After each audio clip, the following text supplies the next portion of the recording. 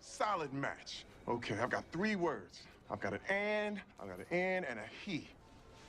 Amy, where'd you go? I let the pile take me. Oh, you guys building a gnat nest? Mind if we burrow? No, we're piecing together shredded documents. Can I help? I'm really good at jigsaw puzzles. I do them all the time. It's why my wrist muscles are so defined. But you can't be good or bad at jigsaw puzzles. It's just putting shapes together. Look, I got half a page. He is the one. Oh, Mike. This is our first time chatting since the Great Awakening of this nation. And look at that smile. I've never seen Mike Pence smile like that. You look like you're Joe Biden meeting Trump at the White House. I look like I'm Joe Biden giving his resignation speech, actually. I've never seen Joe Biden smile that hard as the day Donald Trump defeated Kamala Harris. You, among all men, would know probably more about the demonic freakout that is currently happening inside of our federal government institutions, specifically given the Matt Gaetz selection. Tulsi pissed him off. Pete Hegseth got him frustrated. But this Matt Gaetz decision has really sent them into the psych ward. Can you explain why? I actually, we have the element of surprise. I think this was so shocking to them. It's shocking, frankly, to me, and I think even to the Trump base, who could only pick Matt Gaetz in a sort of fantasy draft. It's like the star player that everybody would sort of want in there, but you think, there's no way our team is going to get him, so we'll settle for something less based than Gaetz. So I'm still in a little bit of shock over it. And I think that the screams that we're starting to hear are frankly just the beginning of what is going to become an unbelievable campaign over the next 6 weeks.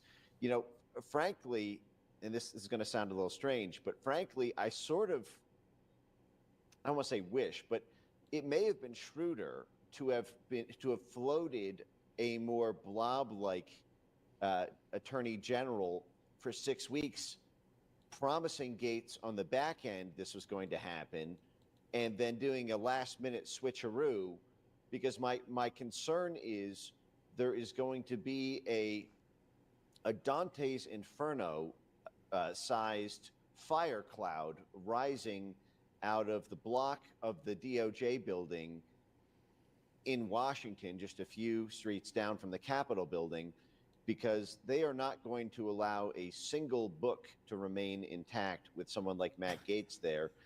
I would not be surprised if ethics probes are crisis launched, if there's a promise for second, third, and fourth houses, as well as yachts and paid for private education for various pivot members of the Senate in order to block the confirmation. There is going to be a campaign like holy hell that will be raised against Gaetz, because this is probably the most powerful position in the cabinet, insofar as every other federal agency depends on the Justice Department's enforcement and the Justice Department's consent.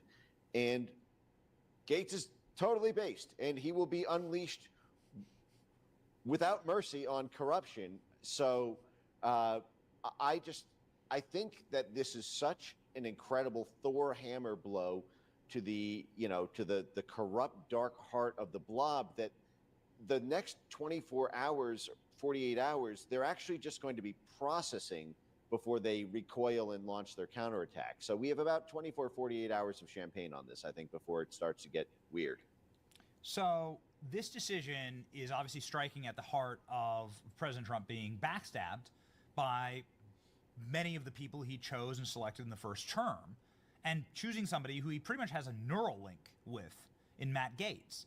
They actually have the same superhero origin story and the same crisis when you have federal agencies coming after both of them, lying, deceiving, doing illegal tactics to try and destroy them. And Matt Gaetz has been such a strong ally against institutionalism. And so you see this horror, and I think it's a genius move because, one, a lot of bureaucrats, just on the prospect of Gaetz being their boss, will self-deport. I do firmly believe that. You're already seeing these reports out of Politico saying they're burning the freaking ships right now on just the auspices of this potentially happening. And now you're seeing a lot of reporting out of the Senate saying we don't have the will to fight this. If this is Trump's selection, what are we going to do? And so, Mike, what process could there possibly be to, I guess, prevent Matt Gaetz from getting the chair? And then what should Matt Gaetz do first when he gets it? Well, I hope you're right on that. I saw a strange quote from Lindsey Graham as this was coming down, where Lindsey Graham expressed reticence about approving Matt Gaetz through the Senate, and Lindsey Graham voted to approve Merrick Garland. So that they all did. I mean, they all did. Merrick Garland got 70 votes. So, right. Yeah. Right. But the Republicans who approved Merrick Garland may not approve the Republican Matt Gaetz because they're in on it. But another thing that's quite sort of troubling in the mix, it's for the most part, I've been doing, double backflip cartwheels like a 13-year-old gymnast, at some of these picks. But the fact is it is all very complicated by the John Thune appointment as Senate Majority Leader. Yes. That is an incredibly powerful position. The Senate Majority Leader is going to determine all of the committee assignments, which means all the other senators, in order to have a blossoming career in the Senate, are going to have to do favors for John Thune. John Thune has quite a checkered relationship, I would say, with one foot. Well, I mean, I wouldn't even say it's 1 foot in MAGA world and 1 foot in Rhino world. It's, for the most part, he is totally aligned with the blob, totally aligned with the establishment. I presume that this was basically Senate maneuverings that I doubt that the Trump inner circle gave the blessing to, but simply did not have the muscle, not being in power yet, that they did they got him in an emergency vote. Yeah. I mean, they expedited the process just to make this happen, and that will give the Senate the ability. I mean, there's only a 3-vote majority in the Senate to vis-a-vis the Democrats. I mean, does anyone think Mitt Romney is going to be approving this? All they need are 3 swing votes to hold all of this beautiful early Christmas up. And the fact is given who the Republicans nominated as the Senate Majority Leader, they probably could, and very well may intend to, which will be a sort of delayed October surprise. We may have a January surprise, but this could all be circumvented if we could get the recess appointments that Elon Musk, that Thomas Massie, that Donald Trump are all pushing for. But that's going to be another fight in the legislature in order to sort of realize the big beautiful dreams that we are now starting to dream. So what would be your big beautiful dream for Matt Gaetz if he is to get the chair here? Well, we've had the 4 most corrupt years of the Department of Justice in our country's history. This is a period that effectively has to be purged from institutional memory in the United States, because it was a full frontal assault on the entirety of the U.S. Constitution. You had, for example, on the prosecution space, the prosecutions of Donald Trump were the first time in our nation's history the Justice Department has ever targeted a president. The first time they ever sent the FBI to raid someone's home. The first time they ever put them through an indictment process. The first time they ever sought prison in an indictment. The first time they even worked with the states. If folks remember, the Justice Department sent their number 3 to the New York Attorney General's office, to the New York District Attorney's office, in order to help the federal Justice Department prosecute Donald Trump at the state level. Then you have all of the crimes and cover-ups around the January 6th prosecutions. The January 6th Fedsurrection was a total cover-up job, top to bottom, by this Justice Department. Everyone knows the reason that the FBI has not updated their public video file list. They said they had 39,000 video files on the pipe bomber. They altered the footage that they uploaded. They knocked it down to 1 frame per second. They cut the pipe bomber out right before the actual planting of the bomb. Unbelievable what they did there. And then not a single hair follicle disclosed, not a single skin cell from walking around the home court territory of the national security state on foot for 90 minutes, placing phone calls directly from the scene of the crime. We now have reporting from John Solomon's Just the News today, as well as from Congress, that it appears that there actually was cell phone data that was recoverable from the telecom companies of the text messages and phone activity of the pipe bomber. And the Justice Department simply lied and said that those files were corrupted. Mark my words, there's only one reason they have stopped the pipe bomber investigation, and that is because the pipe bomber is a Fed, or the pipe bomber was working with Feds, and they don't want to investigate or have a public prosecution because that would reveal the Fed network that effectuated the pipe bomb fraud. And imagine if Matt Gaetz is unleashed on that. Imagine the size of the scandal when it's publicly discovered that it was actually a federal informant or federal agent or a member of the U.S. military operating in a special deniable operation in tandem with the Justice Department or in tandem with DHS or the FBI, who was responsible for the threat of the mass casualty event on January 6th, whose discovery preceded the breach by 1 minute. 1 minute after the pipe bombs were discovered at the RNC, the perimeter was breached on January 6th. This is why the Capitol chief at the time, Stephen Sund, his explanation was that the pipe bombs were effectively a decoy in order to divert the Capitol Police and DC Metropolitan Police resources to the actual threat, a mass casualty event, which, by the way, somehow the DC Fusion Cell, run by DHS, had apparently 3 days advance notice of. Insofar as they literally called all the hospitals around DC and said, stock up on extra blood because we're expecting a potential mass casualty event. And then somehow the acting Attorney General Jeffrey Rosen was 3 days before that same day, January 3rd, 2017, had ran a special exercise involving the DHS as well as military folks and FBI folks from Quantico, because they were expecting what they said a potential weapon of mass destruction at the Capitol on January 6th. Well, you know what the technical term for a pipe bomb is in Justice Department parlance? It's a weapon of mass destruction. That is what the Whitmer Fed-napping plot folks were convicted of. So how did they know? How did the Justice Department know? Well, the fact is if you see smoke tonight lighting up your Sunset, if you live in the DMV area, those are the files of January 6th.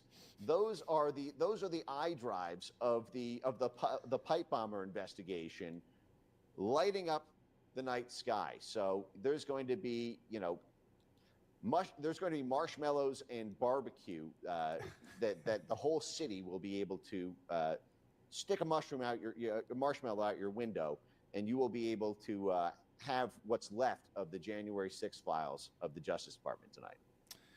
I can't see a world where Trump wouldn't, let's say the Gaetz appointment gets fraught.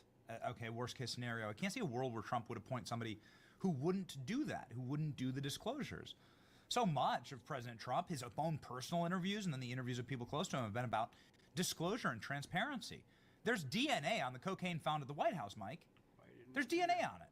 Somebody was shoving their nose inside the cocaine. So you've been to the White House. You worked in the White House. I've been to the White House. You don't walk in the White House with cocaine. It's actually impossible unless you're like a family member. Well, unless you're on cocaine. Well, yeah, I'd be sure. So it's like they know, bro. Like they have it at Quantico. They know whose it was. They have DNA inside the cocaine.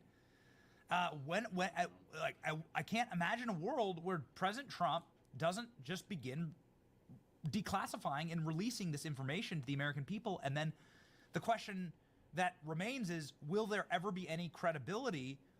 The credibility that will then be gone, right? The moment that you find out that the pipe bomber was a Fed, then all credibility for the Justice Department, the FBI, DHS, everybody, Homeland Security, Special Investigations, all these people, it's gone. It atomizes. In that moment, the moment somebody walks to a dais with a federal logo on it and says the pipe bomber was one of us, it's gone. It's gone. It atomizes, right? It is the Manhattan Project event.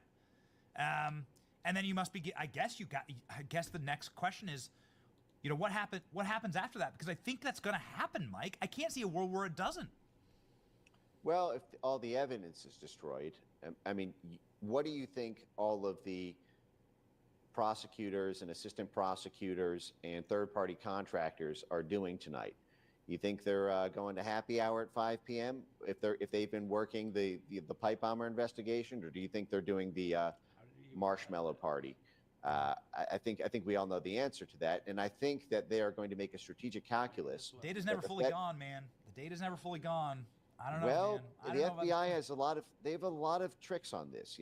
Folks are familiar with the famous iDrive and the ability to simply shift files into a sort of temporary database that then evaporates. They've done this many, many times. That's why I always say the FBI is where evidence goes to die. They have one very special skill, which is destroying evidence. Have you ever wondered why it is there were 23 video cameras around the Oklahoma City FBI building in 1995, and you've never seen footage of the Oklahoma City bombing explosion? You've seen the after picture taken by third-party reporters. Well, when Jesse Trentadue brought that case against the Justice Department, they claimed all 23 of the cameras magically malfunctioned, and they were moved over into a secret iDrive that automatically deleted the remaining footage. The same thing with the malfunctioning of the tapes, for example, with the Jeffrey Epstein story, the same thing. I mean, there's so many examples of this, it's crazy. If folks want to watch a great documentary by CNN on Whitey Bulger, the famous head of the mafia in Boston, who was revealed to be an FBI informant the whole time, which was why he was allowed for 30 years to run the entire organized criminal network in Boston, the FBI actually kept two separate sets of records.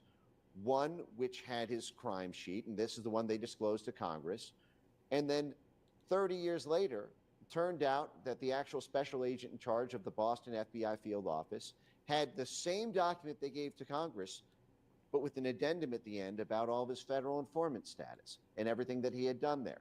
So this is like an Enron-style accounting fraud, where they keep multiple sets of books, and they can hand one to one person or to the inspector general or to Congress, and they can say, these are our files, and they look like files.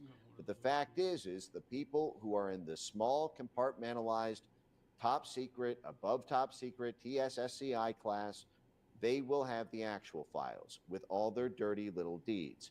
And those are the ones I suspect that will be lighting up the night sky in D.C. I will say one other thing, which is that I hope that you're right about the loss of credibility that should come from the public disclosure of the sheer scale and magnitude of the January 6th Fedsurrection, potentially the Epstein investigation, which the previous Attorney General happened to have a very direct connection with, given that Bill Barr was effectively family friends with the Epstein family and had come up in his career by working directly at the CIA, being put through law school effectively by the CIA, and then being the CIA mop-up man for Iran-Contra and after. But the fact is, time does do strange things to let the air out of the whoopee cushion slowly. I mean, the fact is our new nominee for the Secretary of State, Marco Rubio, I just posted this on my X timeline today, was publicly saying that Russia bombed their own pipeline, the Nord Stream pipeline, as those events were happening. Now, Marco Rubio was the chairman at the time of the Senate Intelligence Committee. He oversaw the CIA. He was also on the board of the Senate Foreign Relations Committee overseeing the State Department. But so he surely knew what the CIA records were around the Nord Stream pipeline. We now know, thanks to not just the German National Police that disclosed the Ukrainian diving teams that blew up the Nord Stream pipeline, but we now know that the CIA had at least advanced knowledge, because the formal story now told by the CIA to the New York Times is that we knew the Ukrainians were going to blow up the Nord Stream pipeline. We tried to stop them by sending a message to a general, but the general didn't deliver it to the diving teams. So Marco Rubio knew that it wasn't the Russians. Marco Rubio knew it was us. That should be a massive scandal. The fact is time does strange things. If that had happened in the moment, if the week after, or 6 months after, or a year after even, that New York Times article had come out, that German police investigation with the indictments had come out, that would have been a massive scandal. But 3 years later, 4 years later, things sort of mellow out. puff. Yeah. You know, That's exactly you have to right. catch them in the act. Most people wouldn't even be able to tell you what Nord Stream is. It was the hottest topic for a good month. That's what everyone talked about. But right now, people would say, what? I can't even remember that. Yeah, it's true. Okay, so speaking of disappearing things from the internet, I can't, Mike, I got to ask you about censorship. This has got to be, I mean, the censorship industry has got to be considering, like, you know, checking itself in for Suicide Watch at this point.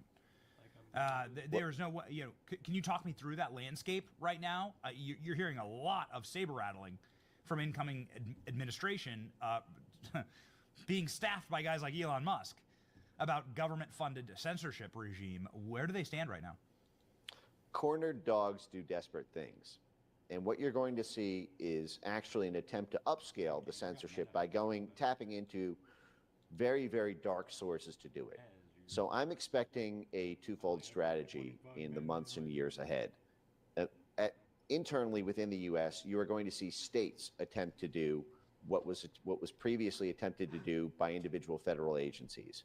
So I expect to see the states of California, Illinois, New York, Washington, Oregon pass a flurry of state-level legislation simulated after this, you know, sort of AI. If folks remember, the state of California attempt to make it a crime to post a meme that had AI satire around elections. You're going to see already California has passed what they called, you know, transparency and accountability laws for social media in order to get internal access so that they can do disinformation monitoring and to flag to the state effectively hate speech incidents so that there can be a real-time monitor on those sorts of things. Basically, they're going to, and combined with other initiatives around digital resilience, media literacy, information integrity, in order to make those states inhospitable or effectively make that information inaccessible in those states. For example, the mandatory media literacy laws passed in California, Illinois, and New York last year make it mandatory in K through 12 school for all students in all public schools to go through these mental brainwashing courses where they're told that they are not allowed to cite Breitbart News, they're not allowed to cite the Benny Johnson Show, they're not allowed to cite OAN or Tim Pool or you name it, because those are low credibility news sources. And so you need to report to the teacher what news sources you're going to cite in advance. It's not about literacy, can you read or not? It's about, are you reading the right sources of media? So that is now already mandatory in those states by law. And what you're going to see is an upscale of the infrastructure on top of that in order to effectively pick a market winner in the social media space. That may be, for example, something like Mark Zuckerberg's Threads, or it could be something like Blue Sky, the Twitter alternative, or it could be, it could just be simply YouTube style, confines. They will try to find a market champion who censors the Trump movement, who censors the populist movement, who censors the Elon Musk network, and make that the only thing accessible on public Wi-Fi, make that the only thing that in a public institution you are allowed to cite or refer to as evidence in research papers. You're going to see all those little tricks on the inside. But most significantly, they are going to go straight to Downing Street. They're going to go straight to the UK Foreign Office, and they will run back on steroids the operation they ran after Trump won because of social media the first time in 2016. This is what I always call the transatlantic flank attack. I'm telling you right now, there's going to be an international roadshow. The people who are at the State Department right now, the people who have been coordinating this worldwide orchestra of censorship laws in the EU, in Brazil, in Australia, they are not going to be going into early retirement. They are going to take their special set of skills, which is back-channeling deals with foreign diplomats in order to implement foreign laws to impact U.S. companies and U.S. individuals and U.S. political movements. And they are going to be cutting deals. They will be using George Soros money for that. They will be you'll be using the whole influence, DNC money machine, and they will be doing shadow diplomacy with Europe, with Latin America, with Australia, with Central Asia. They are going to try to balkanize the planet, and they will impose exactly the kind of penalties on X and on Facebook if Zuckerberg decides to free the Meta. You see what in the EU, the punishment for not complying with their disinformation laws under this new NATO censorship law is not just 6% of revenue coming from the EU. It's 6% of global revenue for X. So every dollar of premium that's sold here in the U.S., every ad sale that X generates as revenue here in the U.S. or in Tunisia or in Zanzibar or in Colombia or on the moon, if Elon is able to establish this is an interplanetary fine essentially, and 6% of it, that is absolutely massive. That's approximately the average profit margin of a blue chip company. So it will be bankrupting if that is enforced. And the only thing that can stop that is Senator Marco Rubio, now going to be Secretary of State Marco Rubio. And then Australia is now this week voting on their misinformation law. Oh, the model legislation for that, by the way, was written by First Draft, which is the technical implementer of the State Department's primary censorship program. So effectively, the U.S. State Department set up Australia's misinformation law. I should note it gives godlike powers to their Australian e-safety commissioner, who publicly bragged that she was recruited to be a CIA operations officer right out of college. So you have an American CIA track head of censorship in Australia, and an Australian censorship law that was effectively written, the model legislation for it was written by the technical implementer of the SEPS program, the main censorship program at state.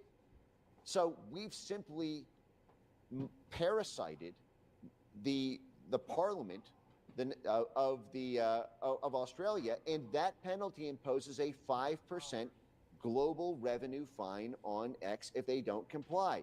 5% from Australia, 6% from the EU. They're going to try to stack up an Alex Jones style judgment in regulatory fines against X that they effectively, that the Onion can buy X because of how deep in debt it will be. And this will be back-channeled by the shadow diplomats at state and aid and the National Security Council, the whole blob foreign policy establishment of the Obama, Biden, Harris lineage. So that is a major, major thing to watch for. And Marco Rubio has a lot of work to do in order to combat that. In closing here, how do you combat that? Because, of course, that is clearly an existential threat to what brought us to this moment. A corner dog is very, very dangerous. Yet, if put to heel, that dog will eventually behave. I hear J.D. Vance, the clip of J.D. Vance saying, why would we be in a NATO partnership with people who are against our Constitution? That's antithetical to being in a military partnership with somebody if they stand against your core values, including your First Amendment. So that seems like a pressure point that could be easily operable. Major one. The fact is free speech diplomacy has been at the bedrock of our diplomatic and intelligence and statecraft toolkit for now coming up on 80 years. We have long used the carrots and sticks of the American empire to influence the domestic legislation of foreign countries to make them more consistent with American values. For example, on the carrot side, there is $50 billion worth of aid that is distributed every year by USAID. That goes to Brazil. We spent $220 million giving aid to Brazil. Well, take that away day one until their misinformation laws are torn down and the TSE censorship court has its disinformation task force disbanded. Then you have trade. You have billions of dollars in trade. You have tariffs. You can do it by industry. You can do it by energy. There are all sorts of things that you can log roll in order to make them wealthier and improve their economic development by deepening ties if they get rid of the speech restrictions. And there are all sorts of ways to apply sticks, such as through sanctions, such as through renegotiation of existing treaties, existing trade agreements. I would say you may even go farther than such things as participation in NATO, unless the EU Digital Services Act removes its disinformation compliance, which, by the way, should be the day one negotiating posture of the White House, of the Defense Department, of the State Department, of USAID, of the intelligence services, because it's way more important for us to be in NATO to them than for them to maintain this barely a year old in terms of its operation disinformation compliance component of a EU regulatory law. These are major institutions who are afraid of major surgery. But it's not like the entire institution is corrupt in many of these cases. Oftentimes it is just a rogue cell. It is a small part of it that started off as a cancer, in the earlobe, or a cancer, in some inflamed lymph node in an armpit, but it's turned into a cancer that is metastasized into the brain and the lungs. But if you can effectively cut deals that say, listen, we will forestall major surgery if you simply cut out, but ruthlessly and completely, these rogue cells, you will be able to apply an incredible amount of leverage to get this stuff shut down. You also need to defund it completely. And I am honored, privileged, and delighted to say that late next week, I will be releasing a comprehensive list of every single government agency and every single government program, initiative, and task force within every government department that has an ongoing in-process role in internet censorship. And this White House or policymakers or interested citizens can use that as effectively a treasure map for every single dollar that can be cut to dismantle this, because they say that this is hearts and minds work, convincing foreign governments to pass internal censorship legislation, but it's hearts and minds and cash. You take the cash out, they have far less carrots and sticks to offer those governments. And this White House will be in the dominant slot to be able to combat the shadow government. I'm a Byberg business insurance expert obsessed with protecting your small business from everyday risk, but in a cool way.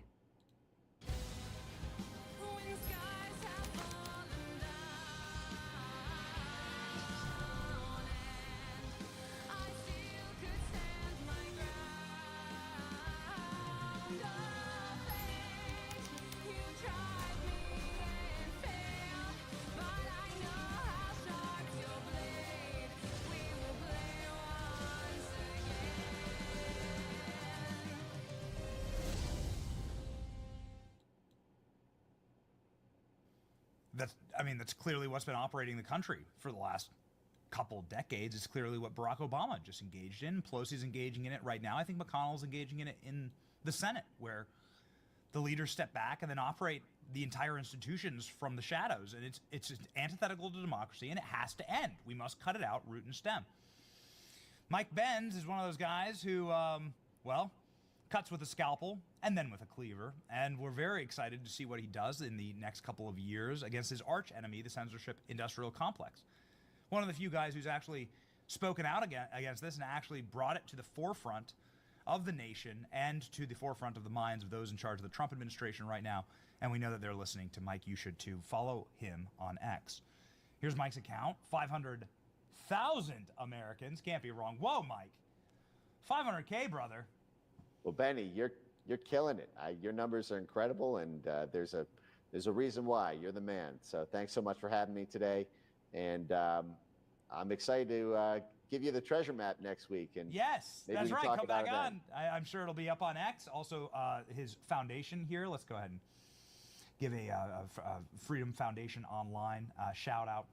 Yes, that's a great new report we just published, by the way. This is on the, because I mentioned that they will be going directly to Downing Street. They'll be going directly to Keir Starmer at the UK Labour movement leader, now head of the country, and who is very, very active in this space, works directly with the State Department on this.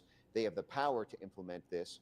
And so we have a new report on basically the U.S. State Department intelligence and White House connections to the entity that explicitly made it its goal to, quote, kill Musk's Twitter. And so that's fresh off the press this week. But anyway, we'll talk next week, I hope. All right. Well, good luck against Doge. Man, you got some your roadmap, Mike. Will be a treasure map or maybe potentially a target map for Doge, I think. Well, we're going to drive a monster truck down that road. So yeah, brother. The roadmap will be highly interactive. We're excited about it. Godspeed, Mike.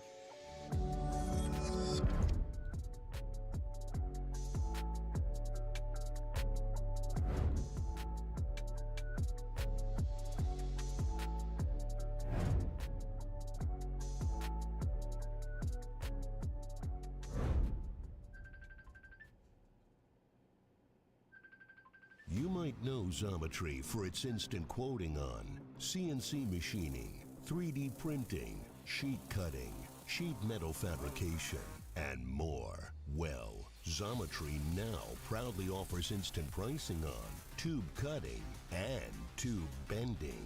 Get instant pricing and lead times on your next tube cutting and bending project today at Xometry.com. Xometry, where big ideas are built.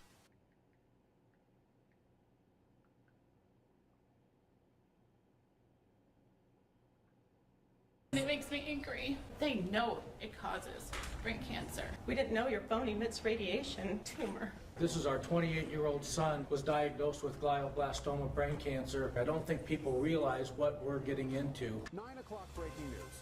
The secret behind your cell phone that every parent must know.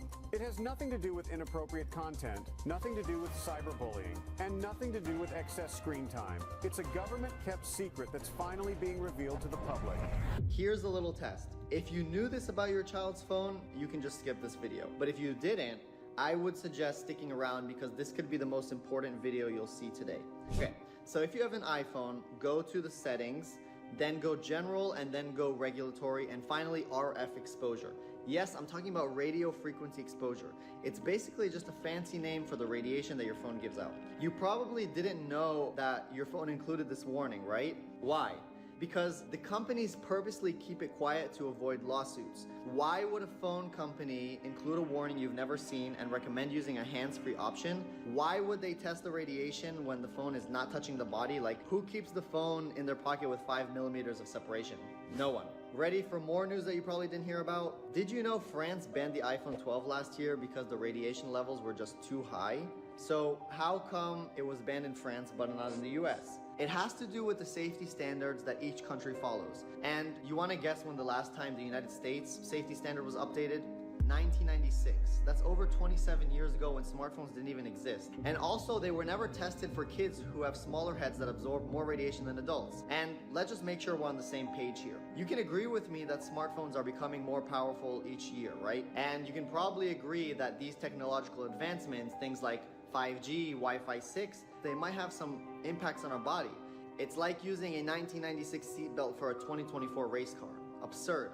And here's something we know for sure. Nobody is going to stop using technology, and nobody is going to stop using technology less than we do now. In fact, the dependence rate is rising so fast that in 1996, a heavy user was like 30 minutes a day, And now the average is more than 4 hours a day. So it's getting crazy. And what are we supposed to do? Well, scientists have been begging the government to update its safety standards so that the cell phone companies and the wireless industry will make some changes, and nothing has happened. The Environmental Health Trust even took the FCC to court and won. The federal court ordered the FCC to explain why it ignored scientific evidence showing harm from wireless radiation. And still nothing was done to this day. And that's because cell phone companies are so powerful that they regulate themselves. It's actually such a big deal that Harvard University wrote a 60-page paper called Captured Agency, and it talks all about it. So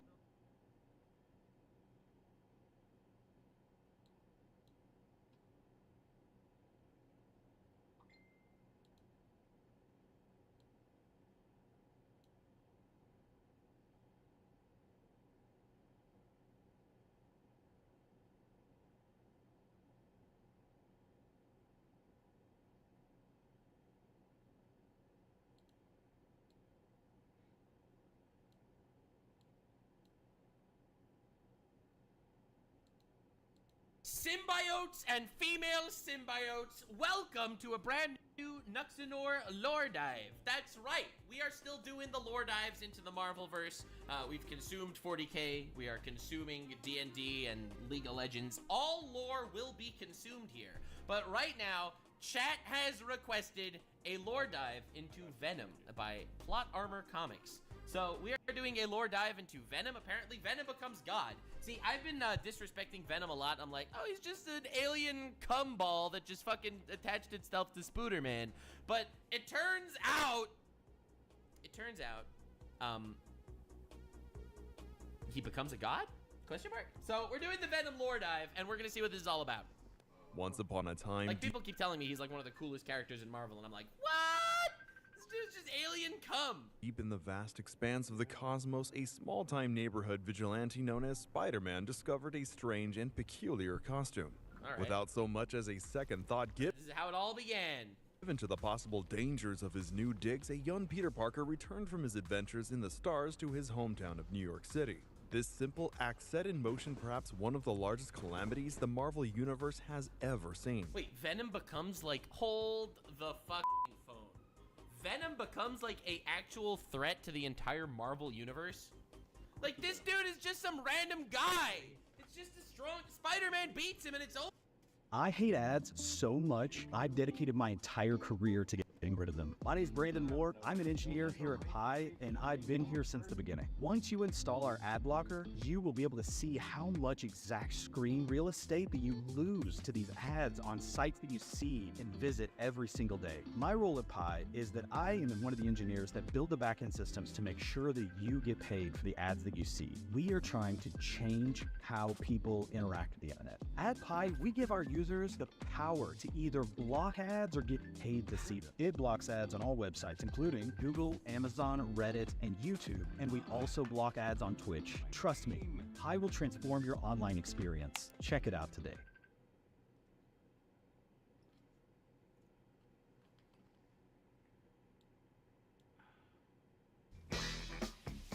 Amazon early holiday deals are here. With everything you need to kick off the season. Over. Like, maybe he's a threat to New York. What? It would take weeks for Peter to grow suspicious of the suit, and even longer before he eventually realized it was a living thing. But one essential question about the snarling sludge would be left unasked. Where did it come from? I mean, I just thought it was just a random alien. But what a fool I was! Obviously, there's gonna be lore every single time. Like, oh, this is just space cum. And it's like, ah, you thought it was space cum. And then it's gonna be like this fucking insane deep dive into the fabric of the universe and some shit. Like, this is Marvel 101. All right, well, let's just see if this lore dive is as good as Chad is making it out to be. Because they're like so excited for Venom for some reason. And yes, he's obviously f***able. Have you seen his tongue? But like, all right, dude. By the time Venom's next Is this comic lore? Yeah, it's supposed to be comic lore. host, Eddie Brock, learned the answer to that question, it was nearly too late to stop one of the darkest forces in the universe from Dude, Venom's design is fucking awesome. snuffing out life as we know it. This, dear viewers, is Snuffing out life as we know it? This is a big threat. I thought this dude was just fighting Spider-Man. What? It's the story of how the devil came to Earth. This is the story of Null, god Null? of the symbiotes. Null. I recognize that name. People in my comments asked me to do Null lore for a very long time. Is that this guy?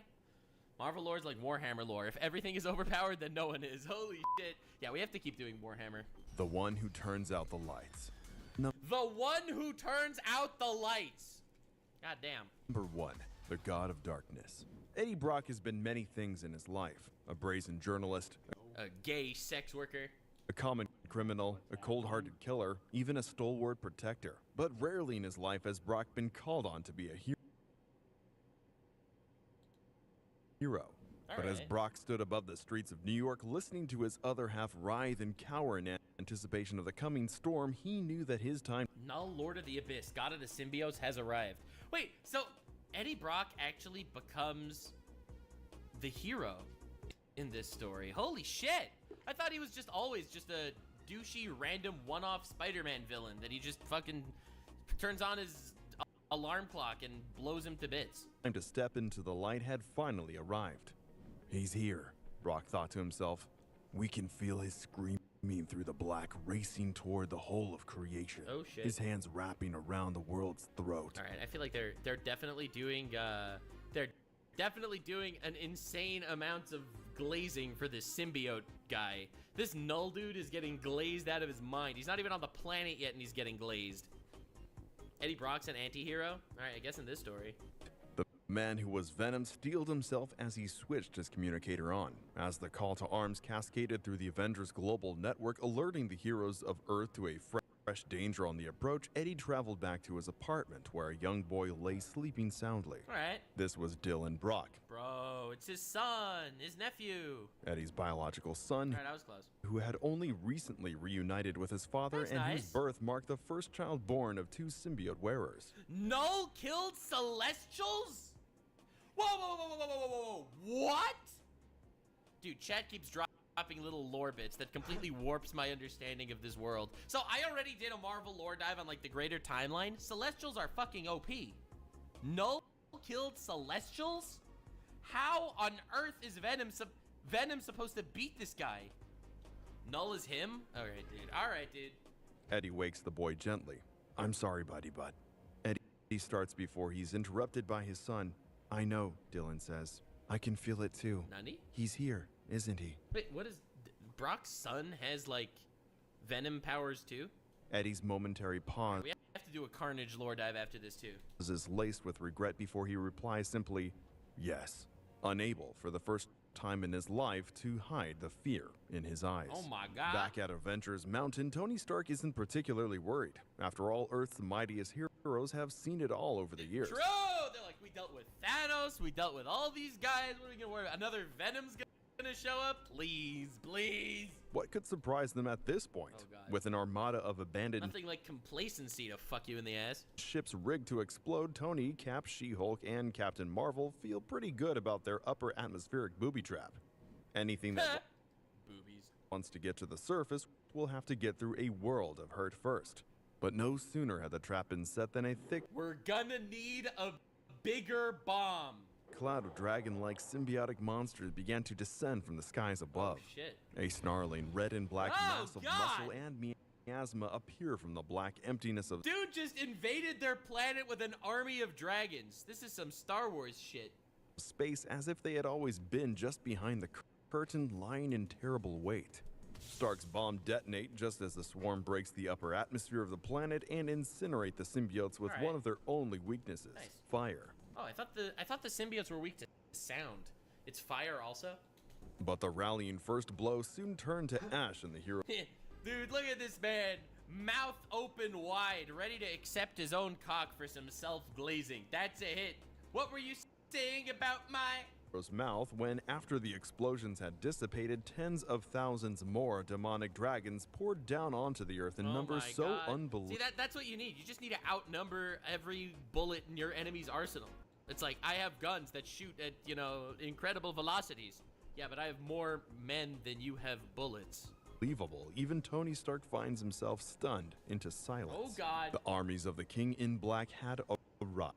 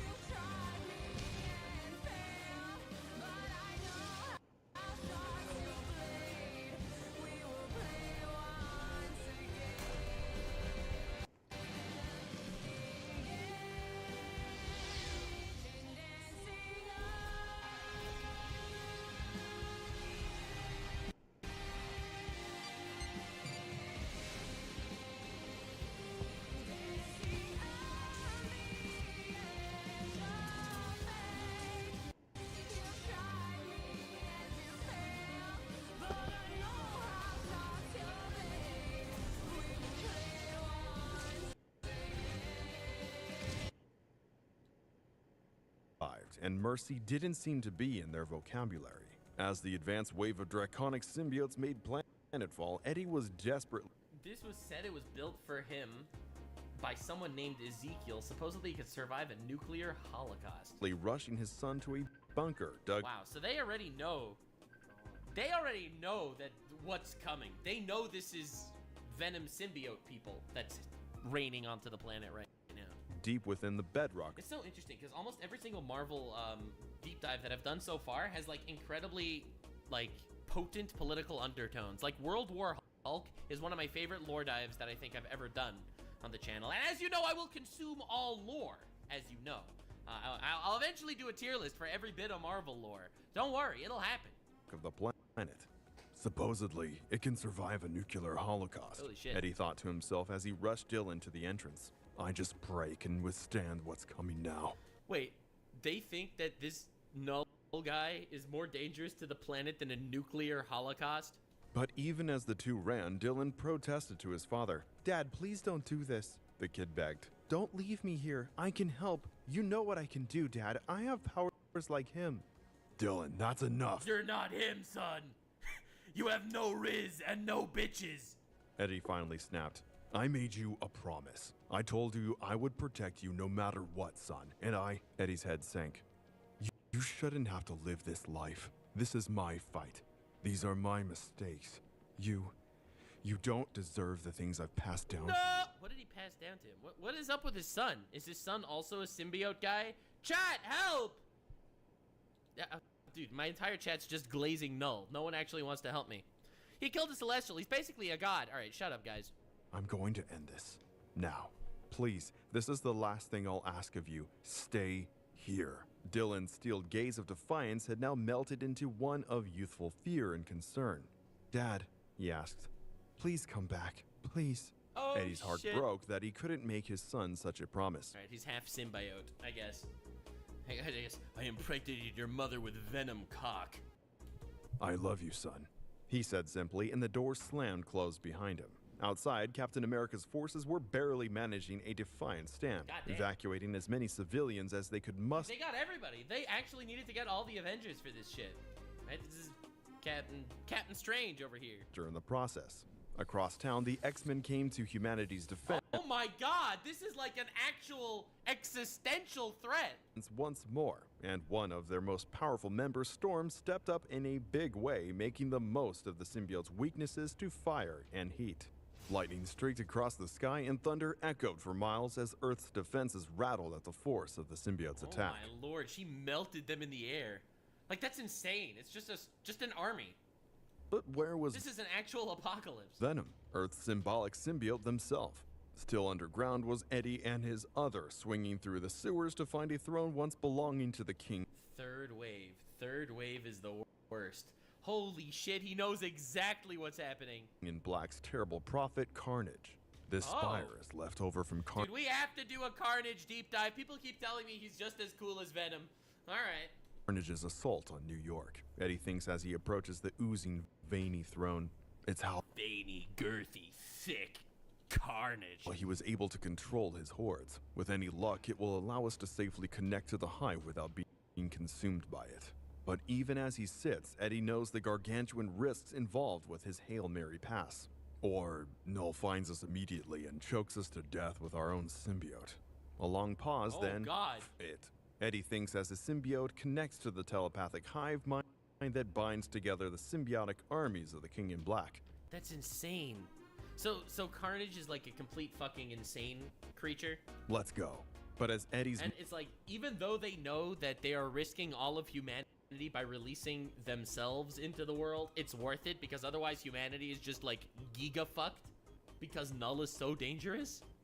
Like, they are willing to arm nukes across the world, potentially risk a nuclear holocaust because at least there's a chance of surviving that. mind is thrust forward and brought to the front lines of Null's assault, he sees the bigger picture laid out in stark terms. I can see it, Tony. It's... oh god. He reports back to his friends and allies as giant shadows begin to fall across the planet's surface. Okay. Null's first armies were the Celestials, and it looks like he's settled the score. Oh my god. Null actually he didn't just kill one Celestial, he waged war with Celestials. Oh my god. Colossal We're cosmic gonna have to do full null lore dive. titans wrapped up in thick knots of symbiotic fluid fell slowly and menacingly from the heavens, their impact with the surface causing skyscrapers to crumble and fall. Dude. A voice cold as the They made symbiote Celestials. abyss and crueler by half emanated from the chest of one of the giants. Ah, it sighed. I see my reputation precedes me, so I won't waste your time. My reputation precedes me. No!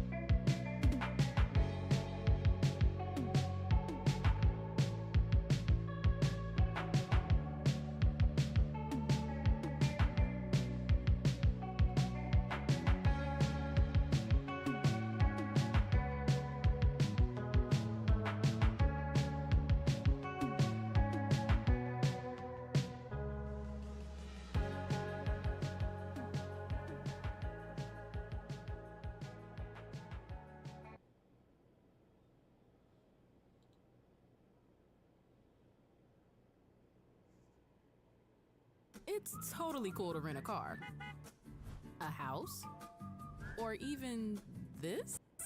So why not rent the stuff you need for your home too? The place to do it is Aaron's. Choose from thousands of new name brand products, online and in store. Pick a payment plan that fits your budget and never get surprised by hidden fees. Rent what you need. It's better at Aaron's. No one heard of this guy, okay? No, god of the symbiotic race stepped out from the empty Bro, I am going to kill your world. Dude, look at this guy. In the meantime, I'm looking for a human named Brock. So bring him to me. This can be painless. As quick as I am capable, that is all. So he's like, I'm gonna destroy your world. Now bring me Brock and I'll destroy it nicely. chest cavity of the Celestial he rode upon. I am going to kill your world, he said without a hint of hyperbole. Oh my god. In the meantime, I'm looking for a human named Bro skipped leg day to kill all of Earth. Brock.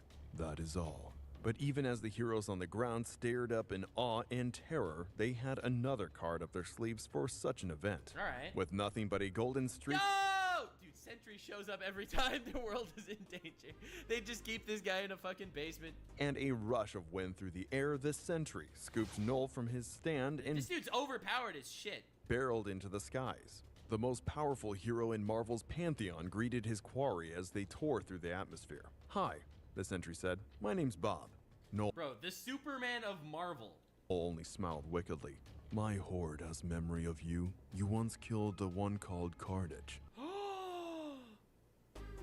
Bro, the symbiotes are a hive mind? He saw this guy through that? Let me introduce myself. With that, Null ripped the sentry asunder.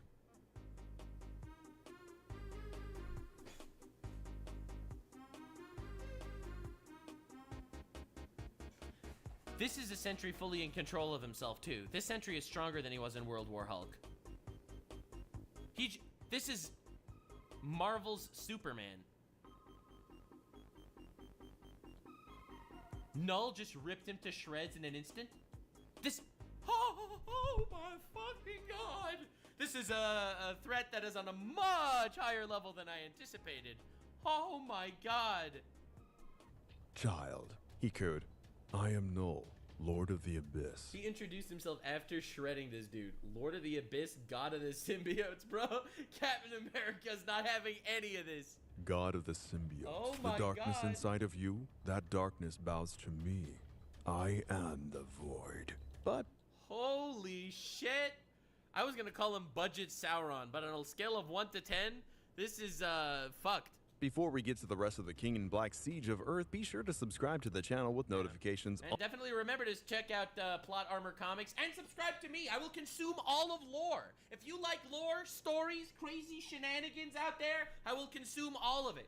And then it all gets compiled in the big tier list of lore, and I'm planning on overanalyzing a lot of this lore in the future. I have a big project planned, but it's going to be great. On to never miss an upload and smash that like button for some plot armor today. And now back to the action. Number 2, the day the sun went black. As the two halves of Sentry's broken body started their long fall back to Earth, Null was already back on the ground, facing the heroes of New York with rekindled contempt. Suddenly, the ground turned to muck, threatening to consume them. In the midst of the chaos, only He infected the planet, dog. Spider-Man's quick reflexes were able to save him from the clutches of the quicksand, like floor beneath his feet. The rest of the heroes were quickly consumed by this. Bro, this is actually fucking nightmare. He turned the Earth into like a fucking tar pit, like an actual apocalypse. And you know this is all living symbiote shit. Oh my lord. Symbiotic sludge. Null reached his hand towards the heavens and said, "This sky of yours, no more distractions, no more of your sun, no more stars, no more light." Oh my god! He closed his terrible fist and a mesh of symbiotic It is I, the Lord of Black Cum. And then he fucking covers the Earth in his cum. material grew and grew, encasing the world in a blackened bubble. The sun's Shouldn't they all just like freeze if the sun's heat can't penetrate it? Oh my god, this is insane. light could not cut through this case of hardened muck, and thus the planet was plunged into darkness. He actually took over the Earth, like, unironically. Storm, Earth's one point of strategic strength, was doused from the sky by a terrible black hand. With that, Eddie understood all too. It's Jover. Like, what are you supposed to do at this point? Like, this isn't just like a big threat. Oh no, Hulk is in the city. He's dangerous. No. This is on a whole other level, dude. Oh my god. Too well He that covered the planet in darkness. he was out of options. We're going to have to give him what he wants, Eddie realizes. With that, Eddie's other reaches out for its connection with Null, allowing the ancient god of darkness into their head. Let's go meet our maker, Venom says as the connection is forged. No sooner have they made contact that another symbiotic appendage Dude, so he's like, alright, so he's gonna destroy the planet anyway. Might as well make it quick and painless. crashes through the ceiling, lifting Eddie up to the very canopy of New York and face to face with Null himself. God damn. Wait, Null says as he inspects Eddie. I know you. You're that host who beat my dragon. I thought I killed you. I do apologize. There's been a bit of confusion. Oh, I shit. should have specified which Brock. No! He wants his son. He wants his son. Oh my god. Null says with a smile. A terrible understanding dawns on Eddie's face. No, it's us you want. Leave my son alone. Please, take me. Without but a moment of thought, the King in Black rips Eddie's symbiote off his body and drops him from the highest heights of the Empire State. Oh my god. Not only am I gonna throw you from the sky, but I'm also gonna make you naked. Building to splatter flex. on the streets below. Oh my god. Eddie hit the ground with a spine-shattering smash. In the darkened He symbiote, just dies? He just killed Eddie? He ripped the cum off of Eddie and then fucking smushed him? overrun streets of the city, none ran to his help, but one red and blue clad Dude, Spider-Man, you couldn't have gotten there a second earlier? friendly neighborhood vigilante. Help! Spidey screamed desperately. Please, I need help. Oh my Anyone? god. Is there? But a weak voice, barely audible, stopped Spider-Man's cries for assistance. Pete? Eddie barely managed. Bro's dead! How on earth is he talking now? He splattered his spine across the pavement. Dylan, Dude, promise. this Null guy is like, this is a whole other ass level of danger. He connected to the hive mind to give himself up, and the hive mind was like, no, that's not who I wanted, and then he just kills him. Drops him from orbit. Me. You. But up above, Null still watched his victim as carefully as a hawk. A blast of energy sizzled by Spidey as he ducked out of the way, turning to see the venomized heroes of Earth nearly. Dude, he incorporated everyone into his hive mind. The black sludge isn't just, it's not just a swamp. He zombified them, and they're probably stronger now because they have symbiote powers as well. They recruited to Null's already indomitable army. Spidey and Eddie would have died right. That's how he had his army of Celestials. They're Celestials that he's already destroyed and conquered. Dude, Spider-Man, you are so cooked, brother. Then and there, the Human Torch hadn't arrived and given them both a momentary distraction in the form of a raging supernova, sacrificing himself for their survival. He blows himself up? Oh my god, this is fucked. Like, he knows they're cooked. He knows they're cooked. He knows he can do nothing. He might as well blow himself up. Spidey spirited the venomous Brock back to a Fantastic Four laboratory for medical treatment, but it quickly became clear how dire his situation was. Eventually, Spider-Man returned to the bunker where Dylan was being held for his own safety. When Spidey opened the door, he couldn't even make eye contact with the kid. Bro, he didn't even know that he was in there. He just went there because he thought that he had no chance of surviving out of the bunker. Oh my god, he's not even planning like on fighting back or anything. He's just hoping outlast Null. Maybe Null will get bored and leave at some point. Which told Dylan all he needed. Like, this is a level of insane hopelessness. Bro, Madara's got nothing on this bitch. To know. Is he dead? A pause. Not, Spider-Man replied, still not meeting Dylan's gaze. Not when I left him, no, but you need to come with me, buddy. Back at the bunker, all the heroes that Earth had left were squabbling over how to best save a planet that had fallen. They're all in the bunker. Dude, the actual human population of the planet is royally fucked. Can we just recognize this? Can we just recognize the fact that the actual human population is cooked? Now there's just like the 8 heroes left. They're like, all right, guys, let's figure something out while the humans turn into fucking cum zombies. Fallen in mere minutes. Even Namor arrived in the planet's time of need, albeit arrogantly as always.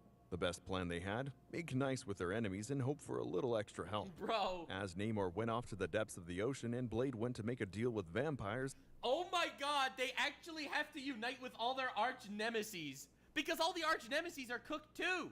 They walked into the worst domain expansion of their lives. Dude, this is Venom lore? This is like actually unbelievable. Iron Man put into action a desperation play of his own. After infecting one of the dragons with a complex techno-virus, Tony was able to extract a single symbiotic entity. Hurrying back to the bunker, the heroes began attempting to bond the symbiote with Eddie, hoping that the alien sludge would begin healing its new host and save Eddie's life. It's a cum transplant. It's working. Unfortunately, introducing the new symbiote to Eddie began causing the comatose father to seize right there on the table. In a moment of terror and rage, Dylan lashed out with his mind and atomized the symbiote right in front of the eyes. Oh my god, Dylan! He is like their only hope. Of all those present. But even as Stark and Mr. Fantastic began celebrating the realization that Dylan may be their secret weapon, the persistent whine of a heart monitor flatlining told the room that Eddie Brock has finally passed on. Tears. This is fantastic news, Dylan! And Dylan's like, my dad is dead. No, but think about it! Streamed down Dylan's face. So maybe that's why Null came. Null knew that Dylan existed. Something that could become strong enough to kill symbiotes and maybe even threaten him. He came here to fuck this guy. As he looks with disbelief at the body on the table.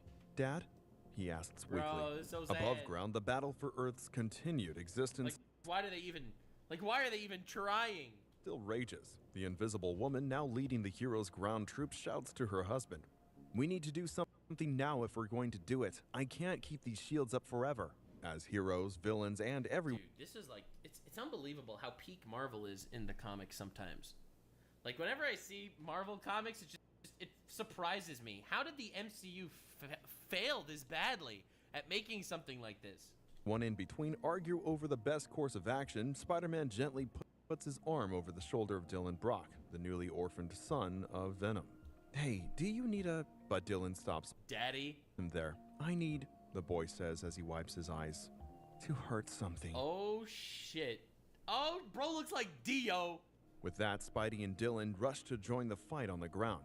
Dylan's eyes glaze over as he uses his newfound power over the symbiotes to cripple one after another as they scramble to reach the young boy.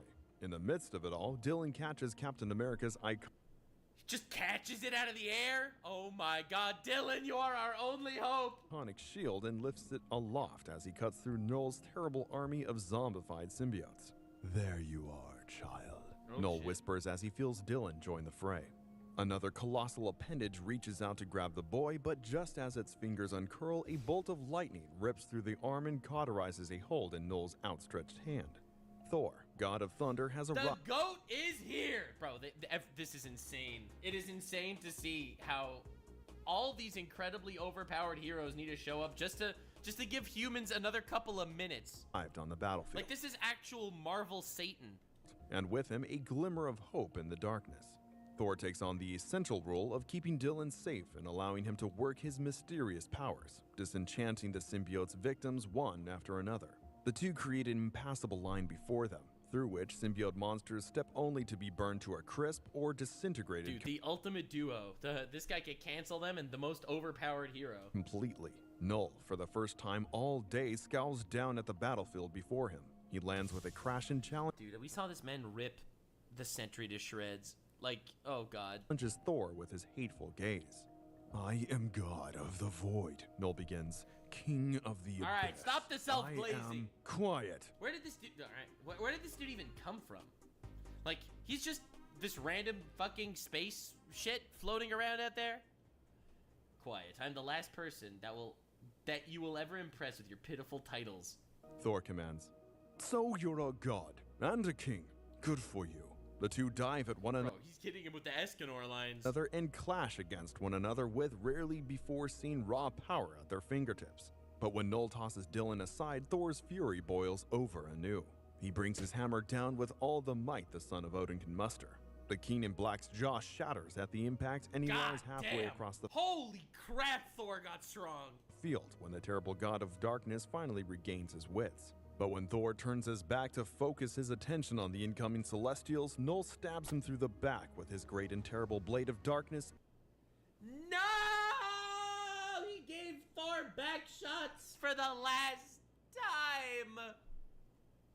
God said, let there be light, and Null didn't like it. And misery. Oh Just my as God, one Avenger dude. falls, however. He came from the void. Did he actually come from the void? Like the void?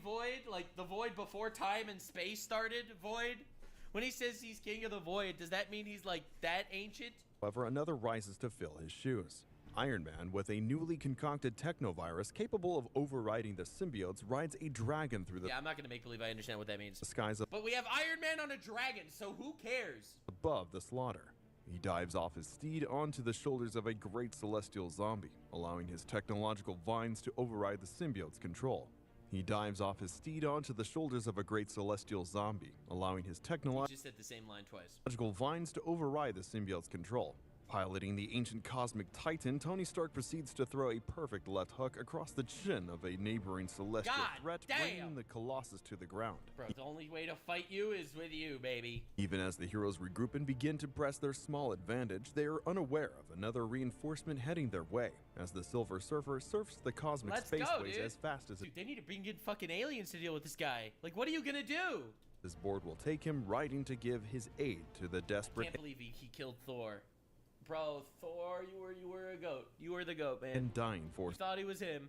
My goat got washed. of Earth. Number 3, The Chosen One.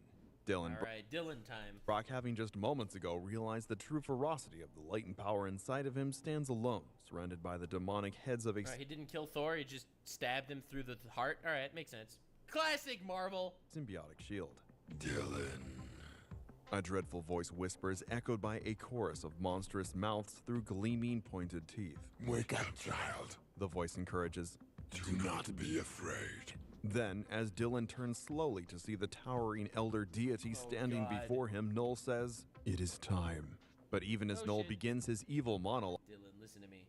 striding closer and closer to Who's in his mind? Is this his personal symbiote?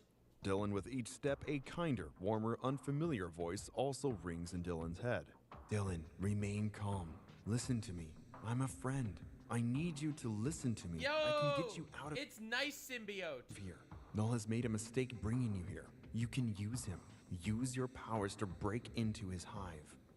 Wait. But just then, Wait, does Dylan become god of the symbiotes. Dylan becomes distracted when he hears the King in Black utter, "You need not die here like the rest. You are special to me. You are, in many ways, Dude, this is just his mommy and daddy fighting over their child after the divorce. my son." Slowly, Dylan begins to reach out to the god. "Yes," Null says. "That's a good boy." Dylan places his hand inside the dark entity's claws. "You killed my dad." Yes! Let rage consume you! Yes! Does hate spilling Oh god, nothing like a good revenge story, am I right? from his eyes and lips like water from a fire hose. Dylan grips Null's armored hand in his, and the god screams in pain as Dylan Bro, this god tried to groom a child and he is eating it! Oh my god! Holy moly! The Sasuke reverse Uno card. Nice try, Orochimaru. Get shit on, dog. directs all of his considerable power through Null, using the deity's physical form like a lightning rod to amplify Dylan's abilities. As Dylan's power Voldemort just got Harry Potter, baby. cascades across the battlefield, all of the valiant heroes who fell to the symbiotic horde are freed one by one, their symbiotes disintegrating into the air at Oh my Dylan's God. command. The heroes of Earth know a last chance when they see one, and the second they find themselves with clear minds, they make use of this Dude, Thor, this dude. final opportunity. Doctor Strange, along with Cyclops and Sue Storm, channel their powers in tandem to bottleneck Null's forces into one centralized location. Once the symbiotes have been routed, Namor calls forth a tidal wave to drown the army, while Nice. Storm and Thor both electrocute the newfound flood, frying the symbiotes where That's what you gotta do. Mass genocide of the symbiotes. they stand. This extremely potent 1-2 punch even manages to take Null by surprise, who finally manages to wrest his arm away from Dylan and grabs the boy by the neck, nearly choking him out then and there. Ah, no, this is the worst Diddy party of all time.